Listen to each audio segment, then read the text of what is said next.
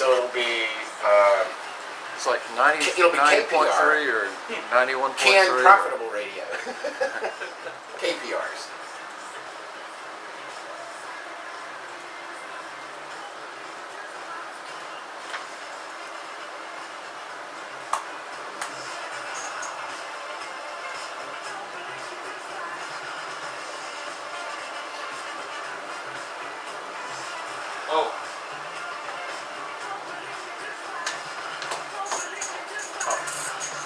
Also don't have any sound in our headphones yet either.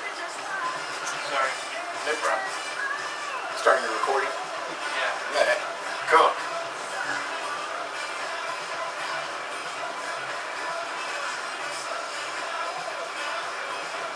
I want one of those Edward R. Murrow type mics.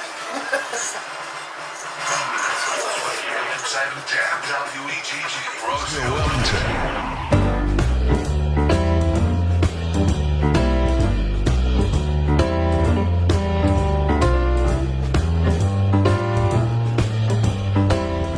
Good morning, Duplin County. This is Lee Woodard, and you're listening to the Community and Small Biz Update. It is Saturday, April 18th, and we're coming at you live from Surge Radio 100, and that's WEGG 710 AM and W263BE Rose Hill 100.5 FM.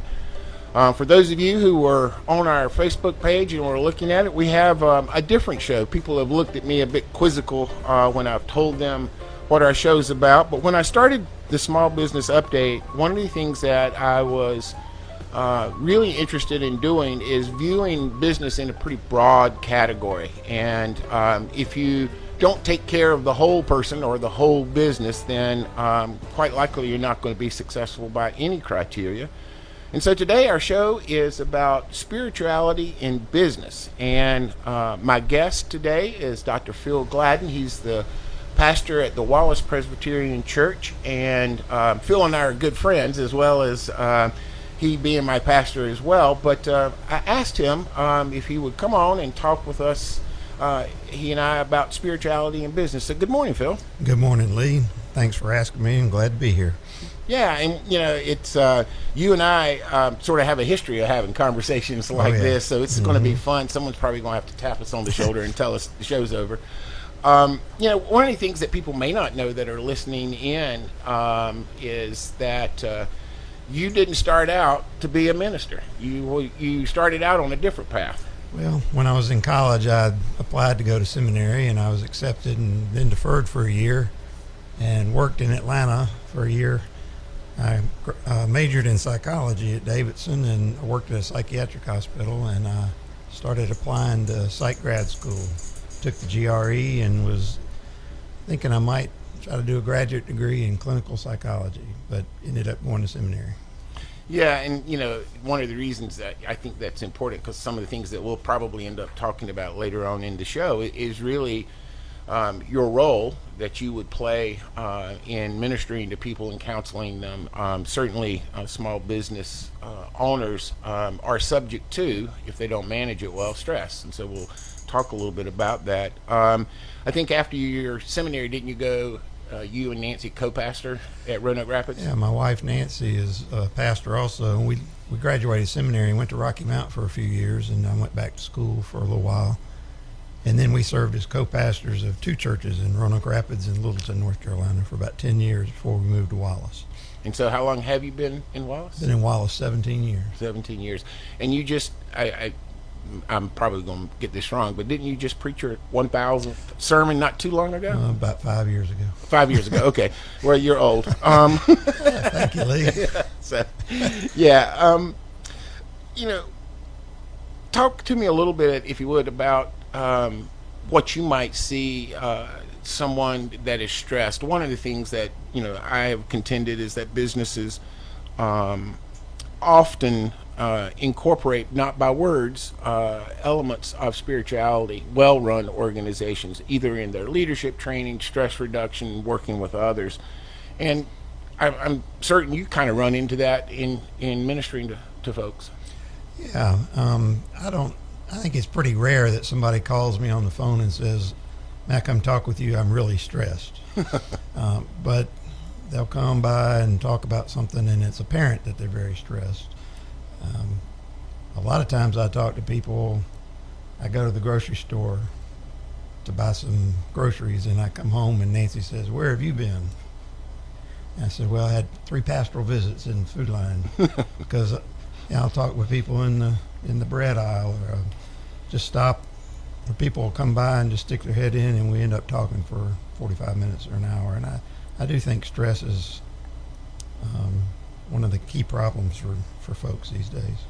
Well, interestingly, one of the seminars that we ran at the Small Business Center about a month ago looked at the criteria for success in a small business. And, what it was trying to do was say, okay, when we look at small businesses, and the success in this case had been in business 10 years or more, they looked at the common traits. And one of the things that came out of that is the owner of the business did not work 24/7, did not make the business their whole existence. And interestingly, they had a more hopeful, attitude or perception of how things were going to work out.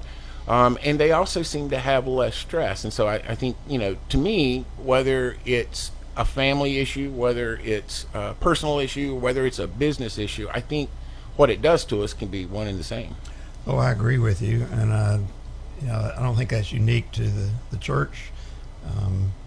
Just the well-rounded life, balanced life, however you want to describe it. Certainly we hear that from the medical community. Interesting to hear it from the business community, although I think it makes sense. Strangely enough, I think we don't practice that enough in the church. Even in the church, we can be so busy that we get overwhelmed and stressed and don't pay attention to the more important things. Yeah, and I think in some ways there may be a double standard, and I think some of this may be cultural as well. I don't think there's any business today that if they provide health benefits, they have services that people can go to and for stress or whatever. But if you look at the use of those services, it's pretty abysmal, and it's disproportionate to what you would just say on average. There should be some stressful people here. There should be people. And I think we're almost hesitant to, in our culture at times, I think we're hesitant to say, ask for help, because we fear we'll be viewed differently, or we fear we're losing, or maybe we're not capable. I agree. I think that runs throughout society. For whatever reason, seeking help many times is seen as weakness. You're right, maybe fearing somebody would question your competency. I think it also extends even to things such as not using all your vacation time or not taking vacations, because either you're afraid if you're not there, they'll find out they can do the job without you, or you think you're indispensable and you can't be gone. Either way, I think is not particularly healthy. Well, yeah, and I would say both of those are two sides of the same coin of being very insecure about your place and your position. And unfortunately, some businesses have played that out. And so it's not a totally irrational fear, but I do think we stress, if you work long hours, that's a good thing. One of the things that I was in a training program in business, and the instructor said, if you work long hours, okay, it may be that you are doing something well, but it may be that you're really bad at your job and it takes you longer to do it. And so he was challenging some of these things that, our commitment to 24/7 and, working all the time. And one of the things that I know, you being a psychology major, and I kind of know the answer to this, but I was a psychology major too. And when I encountered B.F. Skinner, I went, yay, we have found the solution. This is the answer to every problem in the universe. And I know you kind of sort of felt that same way. Oh, definitely. When I was in college and majoring in psychology, I was, I guess, dyed-in-the-wool Skinnerian. Thought it was all stimulus response. And then I graduated and actually went out and started working in a psychiatric hospital, and pretty quickly found out, from my point of view, that it had its place, but it didn't explain everything. I guess introduced to the chemical treatments through different medications, but also therapy, counseling, I think it all worked together. I was convinced at the age of 22 that it really wasn't an issue of chemical imbalance in the brain. It took me about 3 months to be disabused of that notion, seeing what could be done for people. But I don't think that's the only answer either, because I think the counseling and I don't think the medications are the answer just themselves. Yeah, and I know you and I come at this from a slightly different perspective, because I do believe that a large part of what's going on, if you dig deeper in Skinner, that it's a biochemical, electrical, and that when we do things like meditate or relax, that we change our biochemistry, and when we're stressed, we're changing our biochemistry.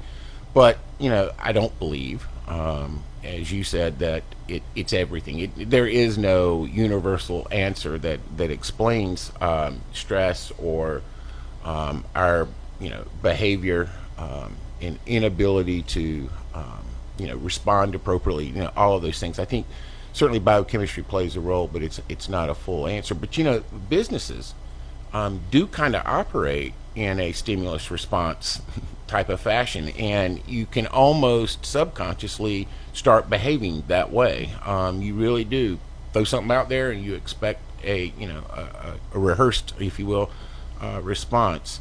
So you just don't believe that humans are all biochemistry. I'm not going to be able to have that.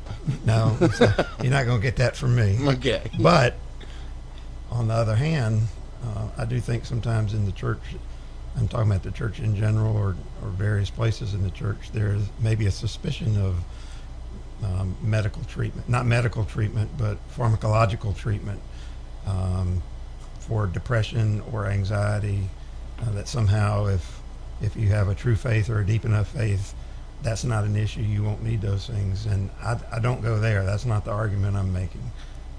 But I do think we're more than just stimulus response as human beings. Yeah, and I think before he died, Skinner did too. But he was changing. But one of the things that when I called you and asked if you'd be on the show, one of the things you were fairly quick in the conversation to say is that you're not a business person, and you really don't have any business experience. And I was interrupting you, going, "That's not true." I think you do have. It's just not. Maybe the vernacular is a little different, what we call things, but you really are doing the things that I think most managers would do in a business. I'm still waiting for you to explain that to me, but I'll take your word for it. Well, if you think about one of the most important jobs you have is communication. Sure. Whether it be your sermon on Sunday, whether it be listening and counseling with someone, whether it be helping Cheryl understand what needs to be done. Well, that's what any manager leader does. If they can't communicate effectively, then unless they can do everything themselves, they're not going to do really well. The other one is helping strategically helping the other leaders, come to decisions that are well grounded within the values and the whatever the institution. And so I may have a mission statement and values for a business. Well, you have that same thing at the church, and you're doing the very same things that I would argue the vice president of strategy would be trying to do, making sure that we're coming from right perspectives of making decisions. So one of the things that you seldom see today is businesses talk about religion. They won't say that. The larger businesses, especially Apple, Microsoft, Google, are talking spirituality. They are actually saying those words. They have rooms dedicated for meditation and those types of things. So I think the religion scares business, but they're starting to really see that human activity applies to business just like it would being a pastor of a church. Well, I think you've convinced me. You've explained that pretty well. A number of years ago, well, actually when I was working in a hospital, so that would have been 1979, I suppose, I had a good friend who got her master's degree. She was on the staff at that hospital and got a master's degree in industrial psychology. And then she left the hospital and got a job at a big plant in Atlanta, and we stayed in touch and talked, and I asked her what she did. It was sort of a new field to me, and it was a giant manufacturing plant, and she was the on-site counselor. And I guess in my naivete a little bit, I said, well, what would you be talking to people about?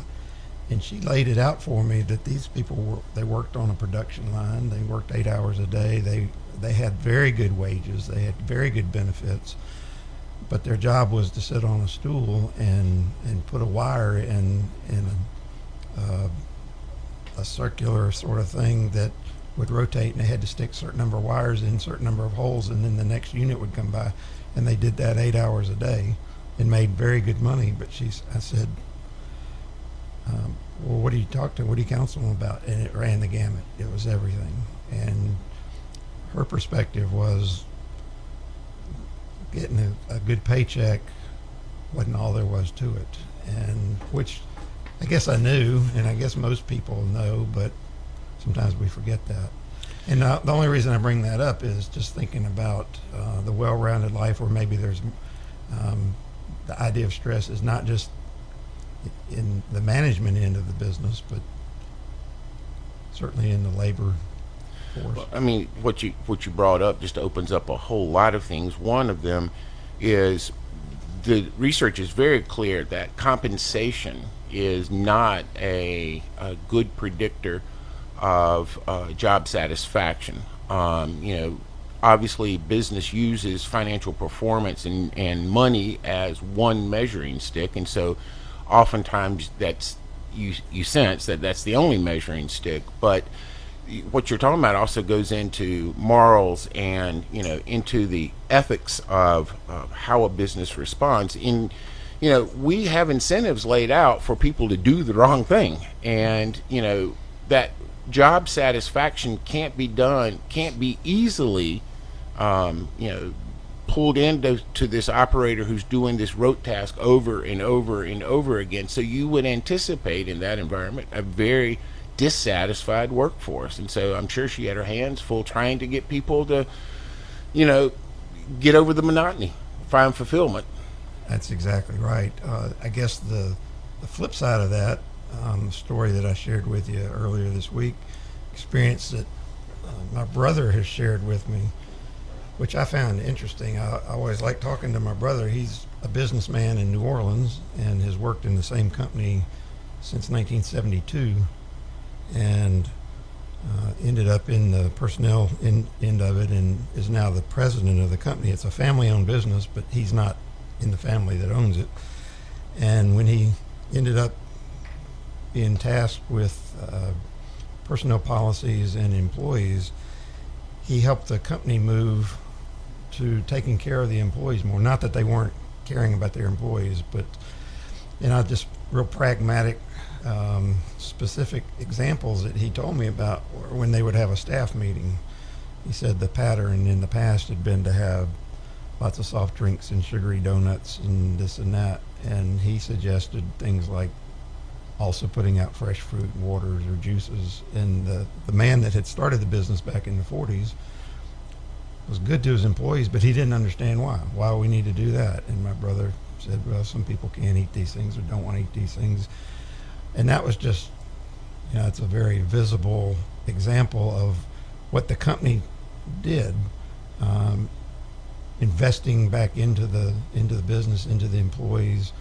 And he has told me since that their retention rate, they have, I think, about 200 employees, a lot of stock clerks and cash register people, mid-management, department managers. They have very little turnover, even in the hourly wage jobs. They have a waiting list. They hardly ever advertise because they take care of their employees and they provide opportunities that go beyond certainly what I'm telling you now. I don't even know anything. And in the aftermath of Hurricane Katrina, they were able to rebuild their business, and I think a large part of that was because of employee loyalty.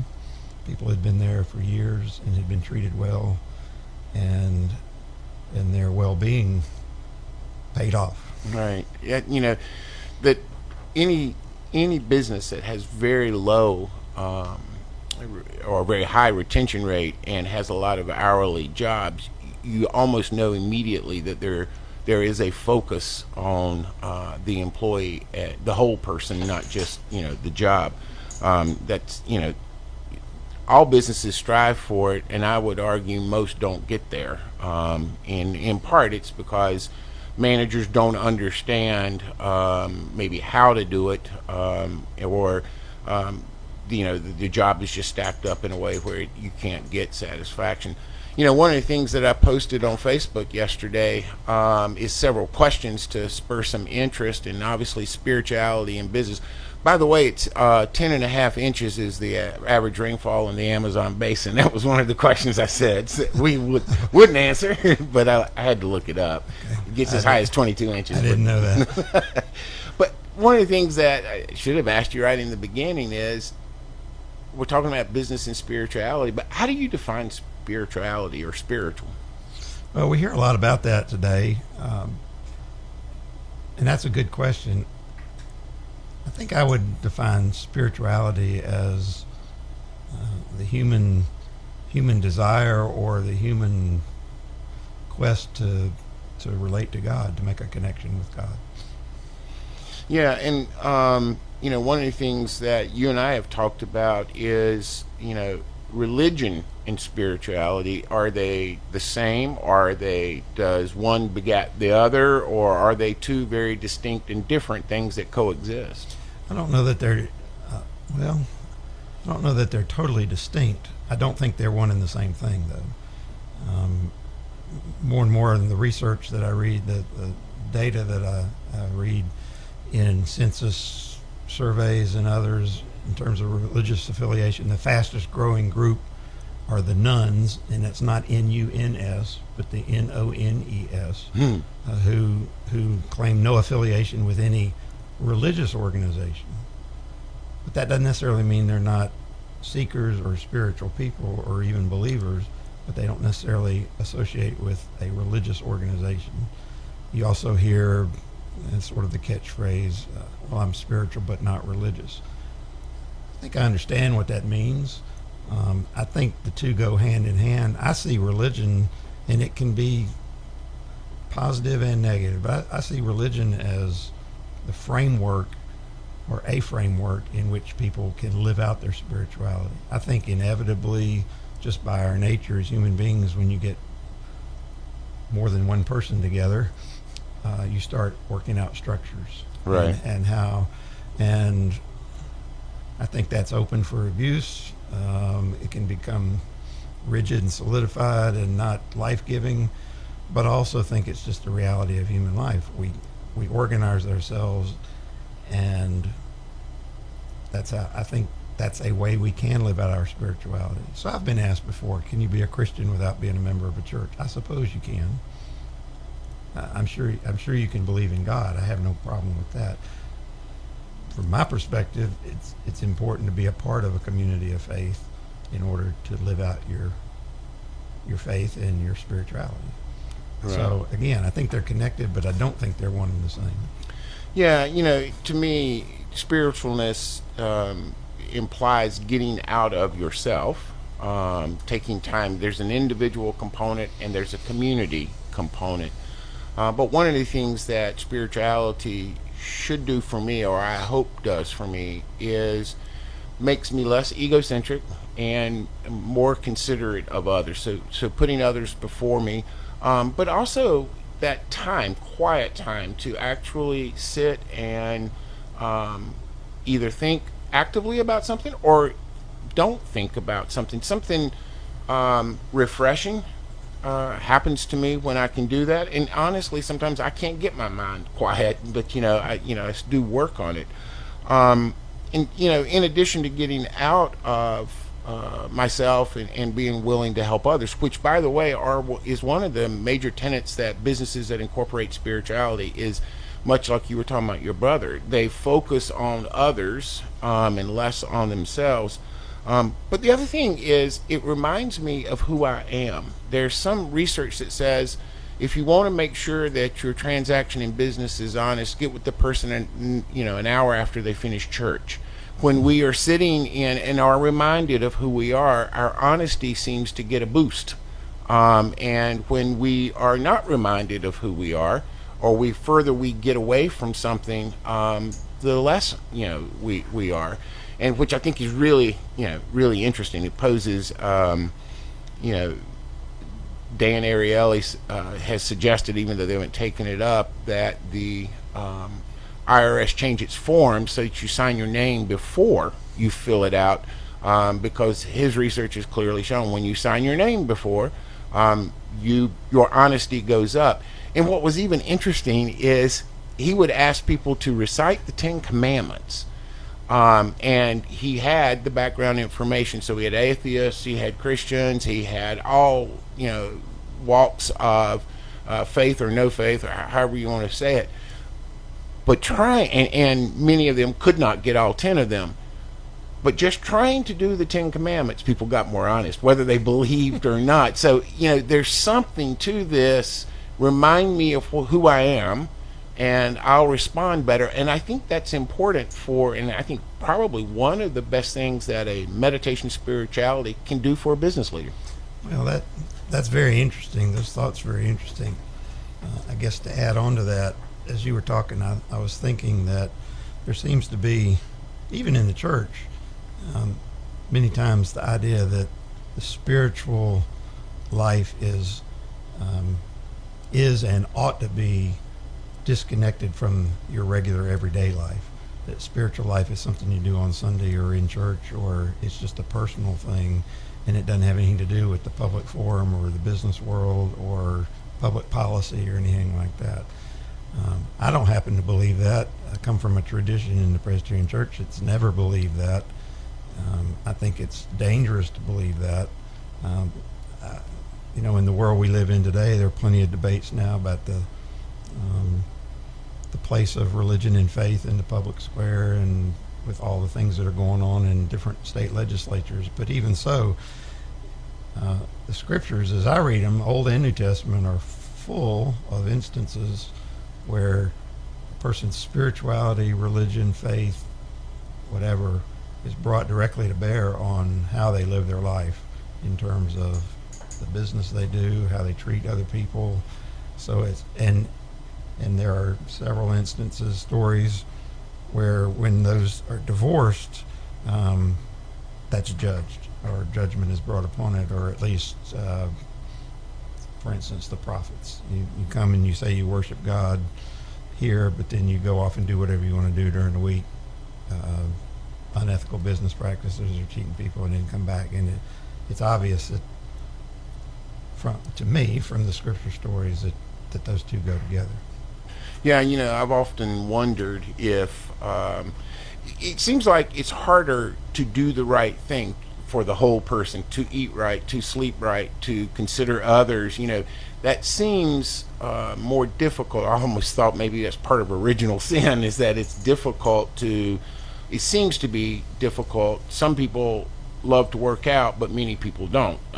Some people sleep well, but most don't. And so treating the whole person, in especially from a business perspective, having a whole life, having a complete life, and the business is just one component, and the spirituality, the faith, all of that happens regularly. It's not put in a cordon off over here, okay, it's 9 o'clock, I'll go be spiritual for an hour. It really is a way or method of life. And I realize that this show is sponsored by the Small Business Initiative from James Sprunt, and it's about business. But I think you could take the word business out, or work or job, and put anything else in, and right. Talk about balance, and you'd make the same argument. If anything becomes all-consuming, if it's playing golf, or if it's your volunteer work, or if it's your family, if anything becomes all-consuming, I think it's going to have some consequences in your life. And many of the health and wellness programs that businesses offer employees, if they offer health benefits, are really striking that balance, trying to help people recognize. And interestingly, I wholeheartedly agree, this is not a business only phenomenon. This happens it's human. But I think business owners are often, it's harder for them to see this. When their business is not going well, they work harder. when they don't feel well, need more rest, but they have an important meeting. They don't take, so they don't eat, they don't sleep, they don't exercise, they don't take time to meditate. It gets harder and harder and harder. And unfortunately, we build some pretty strong habits that it's hard to shake. And I think one of the ways to shake those habits is potentially through practicing some type of spirituality. Well, I agree. I also want to take a minute to say I certainly don't want to come across as I do everything the right way from a spiritual point of view, and I'm handing down his wisdom from on high, because I think it infects all of us across everything. The church is just as prone of burning people out, burning ministers out, because work, and there's always stuff to do, and not getting the balance, and sacrificing this for that.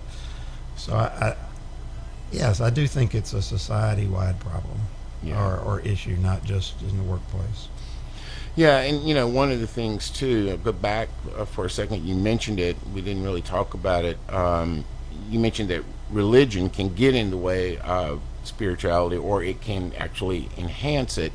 And I think that's true in business. I think it's true in the church. I think it's true in a lot of ways. But can you give some examples of just where the church or it's either helped, or religion can help the spirituality, and where maybe it doesn't help? Well, I don't know that I want to be real specific. But, well, darn. Yeah. But I think about, and again, it's a cliche, but there's always truth behind the cliche. Things like the 7 last words of the church, we've always done it that way before, we've never done it that way before, or whatever. I think there's a lot of truth to those sorts of things. Sometimes our traditions, which I tie into religion, sometimes we do things, and I would expect it would be the same thing in business, but I don't know that we do things because that's the way we've done them, and they've worked, and we're comfortable with it.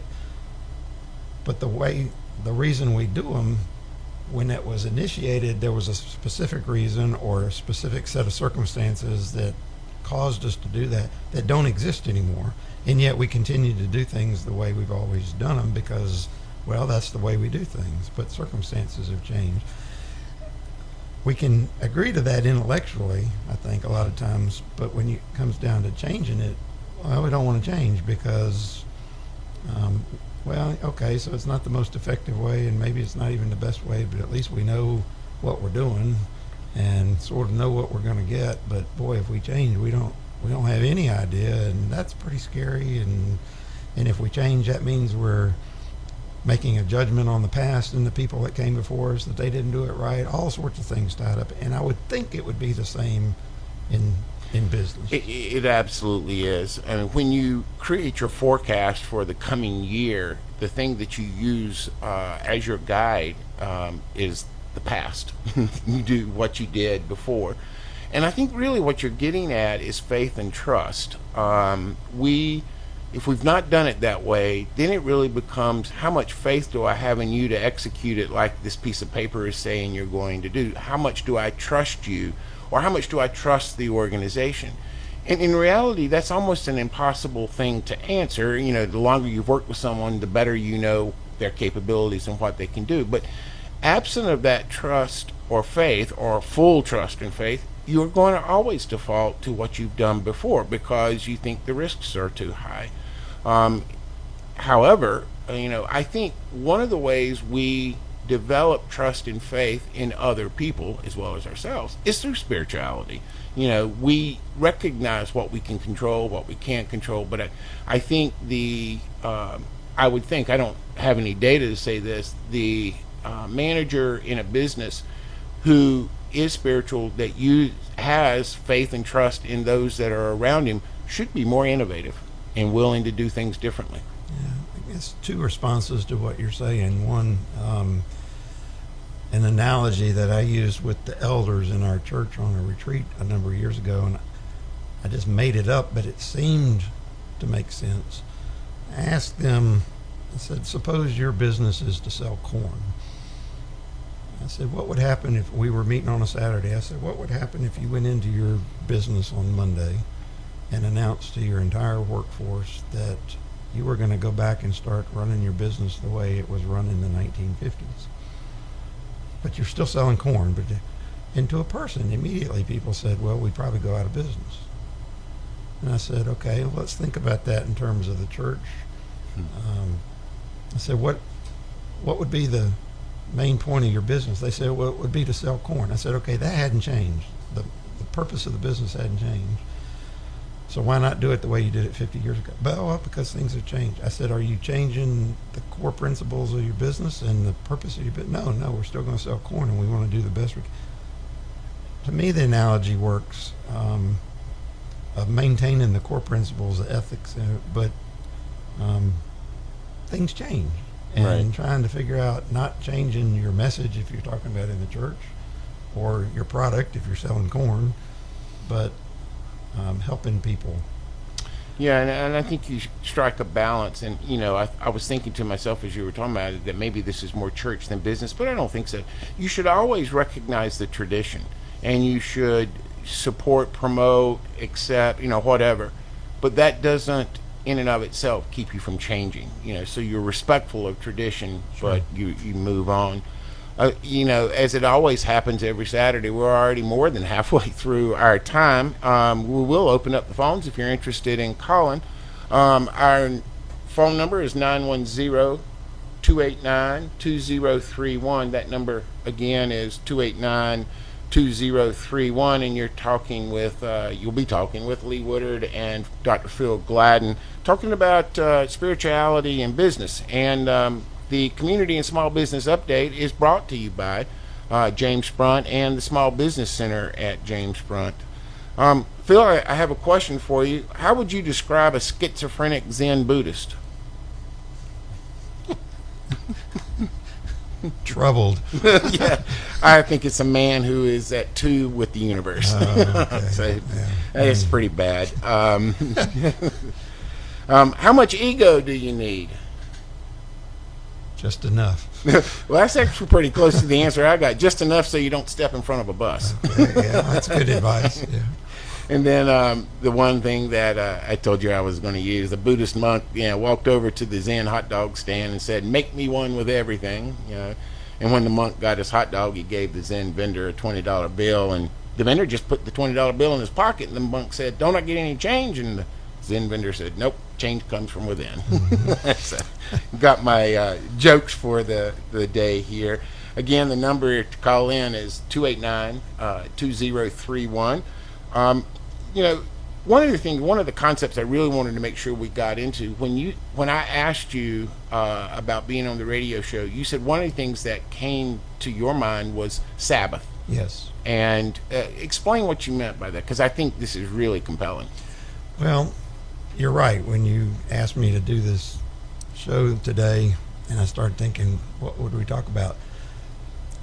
I didn't summon this up. It just came floating to the top, the idea of Sabbath. And I guess for a lot of people, they would equate Sabbath with Sunday morning if they go to church. I'm not saying that's not correct. A lot of people would say, well, that's one of the 10 Commandments. Remember the Sabbath and keep it holy. That's correct.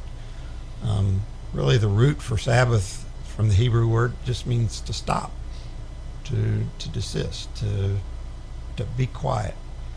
And so the Sabbath, and of course there's the command from the Lord, remember the Sabbath day and keep it holy, because the Lord created the heavens and earth in 6 days, and on the seventh day he rested and he called it holy.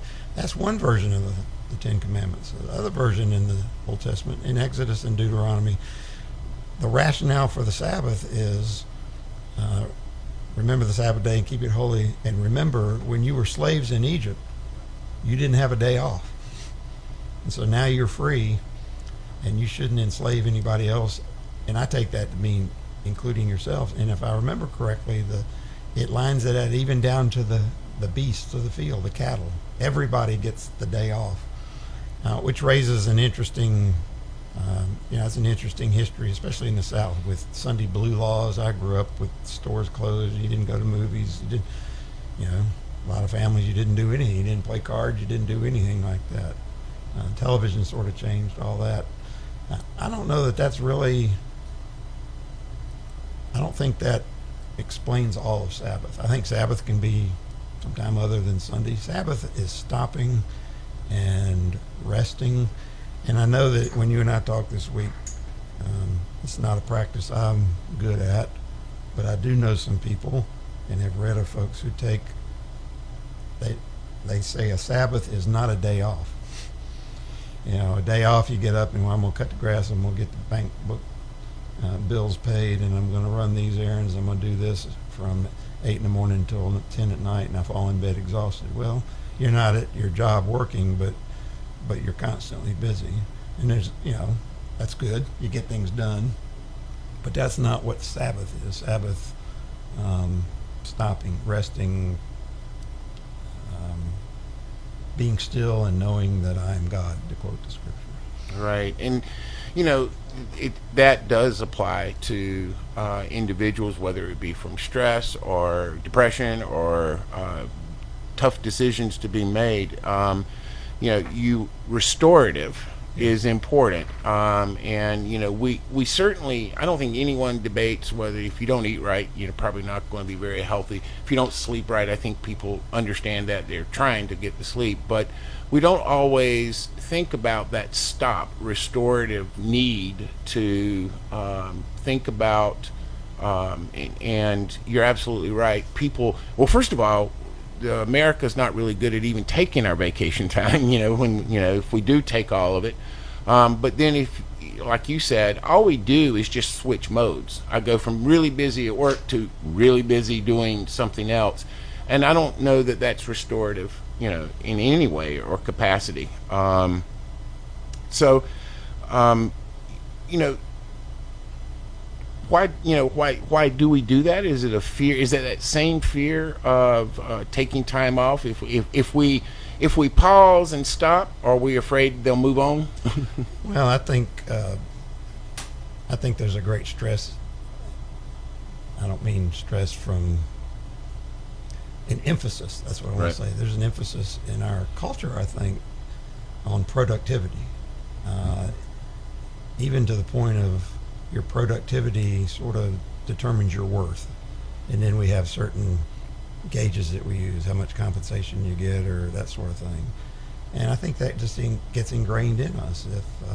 If I'm not busy doing something, even if, and I'm not arguing against doing things per se, but even if they're really beneficial, good things, if it wears you out, if there's never any time to replenish and to stop, I think it's going to affect your whole life.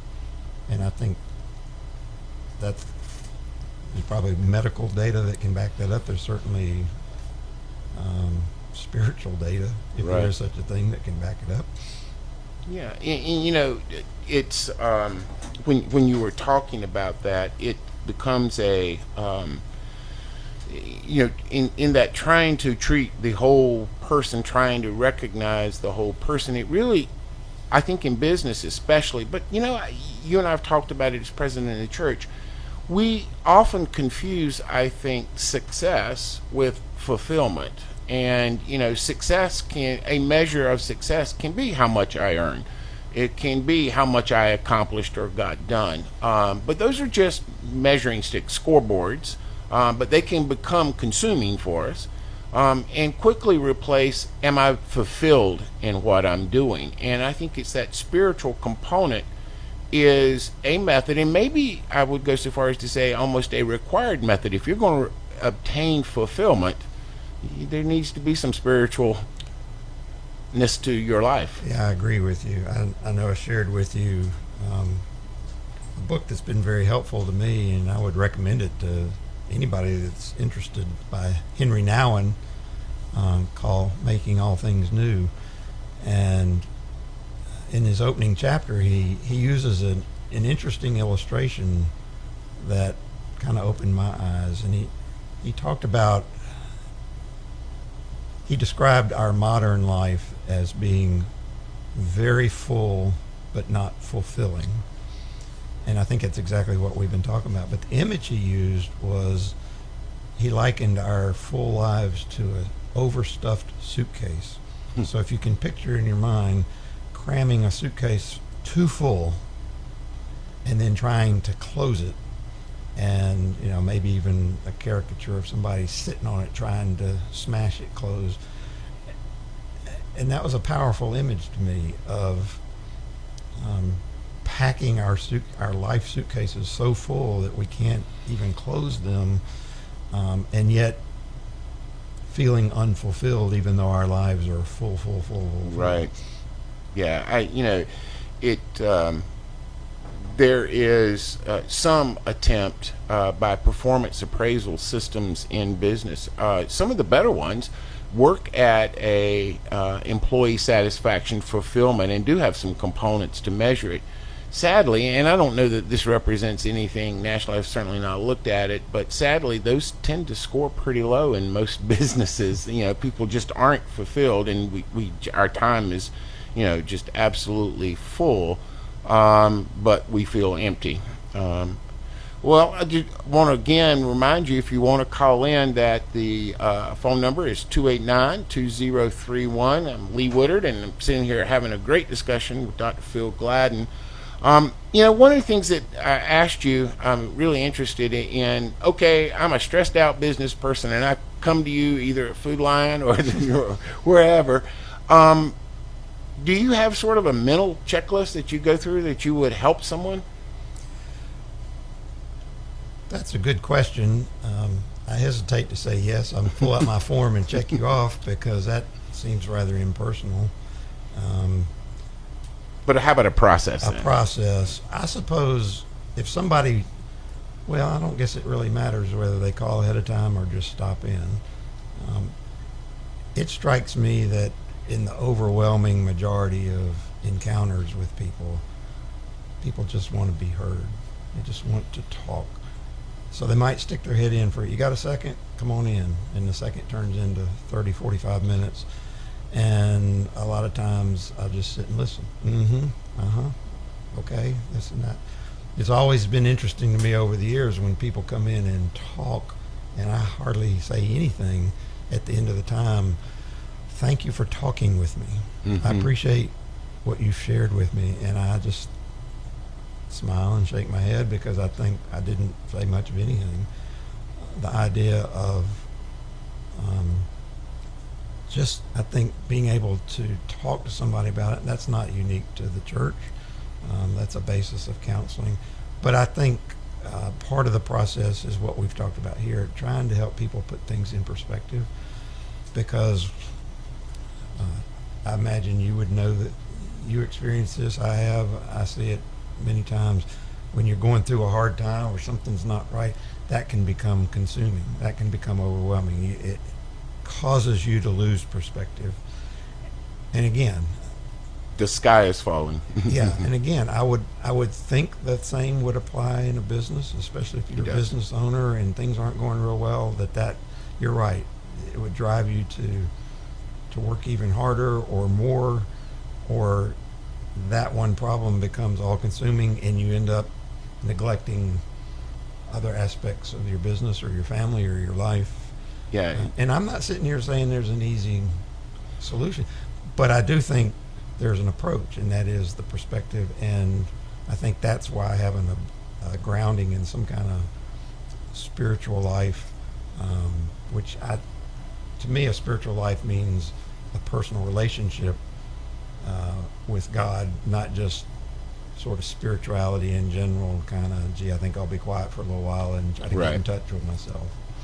Yeah, and one of the couple of things, those who self-report as having a spiritual life, and more importantly based in faith, whether it be Christian or Jewish or whatever, one of the things that almost always shows up is they're more optimistic.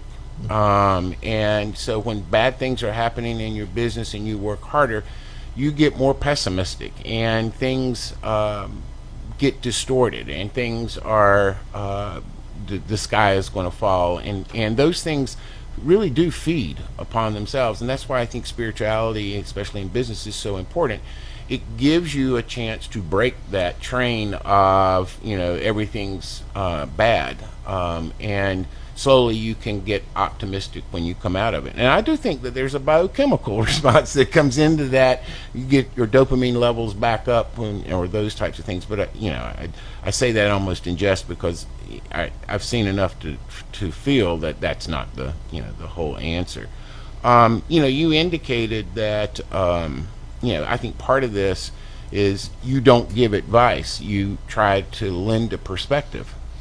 I had a pastoral care professor in seminary who was something of a character, but he was a good teacher. And I remember him saying, I can tell you how to get to Washington, but I can't go there for you.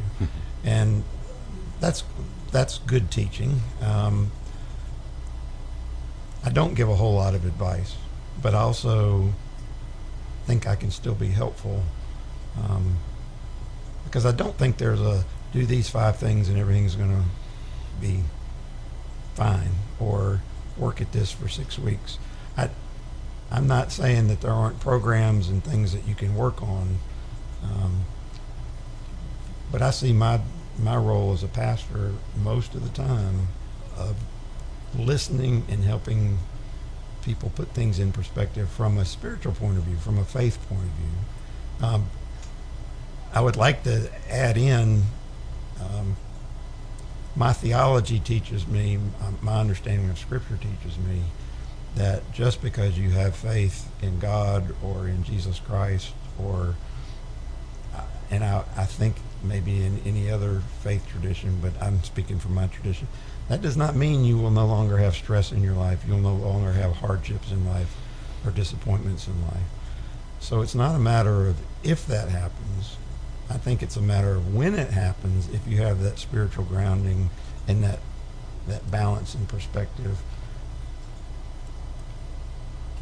I was going to say, I know that it will help you navigate through those times that come to everybody, partly because we're human beings and everybody experiences those things. Right. And one of the things that is true is struggling is informative for us. Having struggles, having challenges is one of the ways we grow, expand our capability, expand our knowledge. What I think is critical is, while we're being challenged by whatever it is, because it's going to happen tomorrow, it never ends, is, do you have the tools to respond healthy in a healthy manner, or do you not? And if you don't, then those challenges become insurmountable. I agree. And I think you could take that same argument and apply it to your physical well-being, your fiscal well-being. Yeah. One of the things, because we have about 7-8 minutes here, one of the things I did want to squeeze in, you mentioned something when you and I were talking, that ministry should determine the needs of a church and not the finances. And I think that's really good, because I think this is where I see a huge parallel in business. Yeah, I want to expand that statement a little bit. Right. Because some people would disagree with me on that, I think. To expand it a little bit to, in the church, that the ministry and mission of the church, I think, should define the structure, which includes finances. So that's why I wanted to expand it. And I'm not necessarily talking, although it could be physical structure, physical plant also, but just your organization, some would say your bureaucracy, that sort of has a pejorative term to it, but as opposed to, well, this is how we do things, and we'll let that determine what we're going to do. I'm speaking from a church's point of view. What is our mission? What do we need to be doing? And then allowing that to shape how we do things. And I think that does include the finances, the budget, but it includes other things. You have committees. You have how do you get people to help? What does your church look like? When do you offer things? Do you always do it the way you've always done it? Right. Well, in business, there really are parallels. If you're not careful, finance dictates everything. So what is my net present value and internal rate of return? And for someone who like me, got their master's in the mid 90s after working for about 10 years. I was raised in the business concept that fiduciary responsibility is your primary responsibility. And so you look at the profitability of something and you make your decisions accordingly. Today, there's a whole generation of folks that are coming up who believe a reasonable criteria for moving forward with something is because it's the right thing to do. And so that this new concept has sort of worked its way into business, where an old person like me would say, well, no, that's not how it works. But I think it's true, and I think it's a healthier view of ourselves and those types of things. And it's not uncommon today for a for-profit business to be involved in community affairs. The organizations are broadening, and I think that's a strong parallel with the church. Oh, I agree. I think we're seeing that happen in the church with the next generation of church leaders, not just church leaders, church members, who say, well, this is the right thing to do, and whatever that is, as a church, but we need to do it differently, maybe it's not the financial bottom line for we're pretty much the same generation, but right. Being church in a different way, and that's kind of hard to get your hands around, but I think we're talking about the same sort of thing. Yeah, and we've got about 4.5 minutes, but one of the things that you did share with me is how Eugene Peterson handles demands on his time. And again, I think of this as instructive, really instructive for the small business owner. Well, I'll share with you a personal experience and then talk some about Eugene Peterson. A few years ago, a friend of mine and I went to a 3-day seminar up at Montreat, Presbyterian Retreat Center up in Black Mountain. And it started on a Sunday evening. He was driving from Charlotte to Wallace to pick me up after worship. And when we had to hustle to get a 6-hour drive, we got there right at the last minute. And the title of the seminar was Being Spiritual in a Crazy Busy World. Now, here we are flying into Montreat, getting checked in, and we go to the opening worship service, and we slide into our seats a little bit late, which made me very anxious because I don't like being late, but it was nobody's fault. And the preacher, who was a younger generation than John and I, and I was kind of distracted trying to get, here I am and this and that. And the first thing he said was, and maybe people have heard this before, busy is the new fine. And I didn't know what it just didn't compute. And what? But he said it again. He said, busy is the new fine. I thought, I don't know what he's talking about. And then he said, used to be when somebody asked you, how are you? You'd say, fine. Now when people say, how you doing? I'm busy. That's and right. I thought, boy, that's true. Eugene Peterson was a pastor of a Presbyterian church for about 35 years. And many people may be familiar with the Message translation of the Bible, version of the Bible, but not with Eugene Peterson. He's the one who did that. He had a very interesting comment. He said that he's a writer and he liked to read, and in the midst of all his pastoral duties, he wanted to take time to read and to pray and to read and to write, and so he decided that he would do that. He would set time to do that. People would call him and say, can you come and say a prayer at this? Can you be at this committee meeting? Can you do this? And when he would say, well, I had set that time aside to pray or to read scripture or to write or read, the response he got was, well, you can do that anytime. We really need you at this meeting. So he changed his tactic, and he would block out 2 hours in a morning on his calendar and write in prayer, scripture reading, writing. When the request was made of him, all he would say is, I'm sorry, my calendar won't allow it. And he said he was never questioned. No one ever questioned that the calendar wouldn't allow it. And he used that as an entry point to some of the books that he wrote, some of his thoughts of how we can be dominated by being productive and how the right. calendar can rule our lives. Rule our lives. Thank Yeah, you.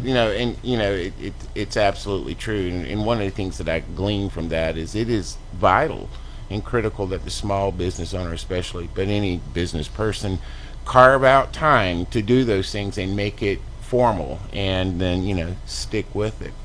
Well, Phil, it has been a pleasure talking with you. We've gone through the full hour, and this is the Community and Small Business Update, and we appreciate you listening in, and we'll be back next week. I was going to call it From Heaven to Hell because I have an attorney coming on, but Braxton says maybe not. I won't do that. But anyway, y'all have a great rest of your weekend, and we'll talk to you next Saturday.